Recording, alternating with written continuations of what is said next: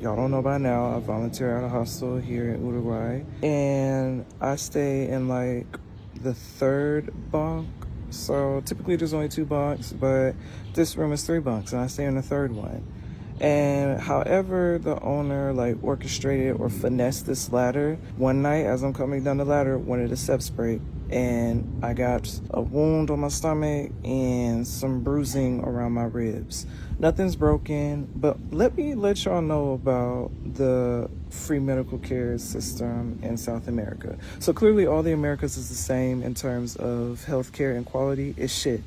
All right, so I go to this hospital and I'm sitting there for about half an hour before they bring me in to do just like the initial check. They check you in, see, okay, well, what you here for? I told them I fell from the bunk, one of the steps broke, bruised my ribs, now we're here. She brings out the little stethoscope and tells me to breathe. I breathe. She puts it on my back, breathe, breathe, puts it on my stomach, breathe. I breathe. She's like, okay, well, everything sounds fine. Doesn't seem like anything's broken, but just for precaution, we will take an x-ray, but they'll call you from the other end of the hospital. I was like, all right, bet. So I go out into the waiting room, okay?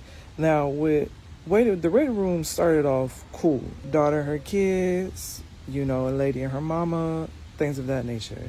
Then as like the hour goes on and I'm waiting for this x-ray, it gets more vagabond. I was giving Grady Memorial. If y'all from Atlanta, then y'all know the trauma center at Grady Memorial, or they have like a little homeless center at the bottom of the hospital. That's what it gave. Okay, now you got people coming in off the street. Now you got some addicts coming in. Now you got some folks who just come in there to get some shut-eye. Cool. I'm still waiting for this x-ray. So an hour passes, I go up to the front. I'm like, all right, how much longer do I have to wait for this x-ray? They're like, oh, it could be an hour or more, considering the fact that we have to wait for one of the doctors, the general doctors, to get free in the main hospital to then come and do your x-ray. I said, don't worry about it. Go ahead, cancel it. Because at this point now, you know, I'm looking shiny. Everybody looking at me like I'm a lick. I'm getting out of there. Also, I'm not going to be in a space where everybody's open mouth coughing. And then I came there for an x-ray, but I'm leaving with COVID. Baby, I'm leaving. When I tell people about this here at the hospital, they're looking at me sideways like, why didn't you stay? Why would I stay? Oh, well, that's just how it works here. I don't care how it works here. I think that people need to understand that I don't care what you are accustomed to. There's just certain things that I'm not finna deal with.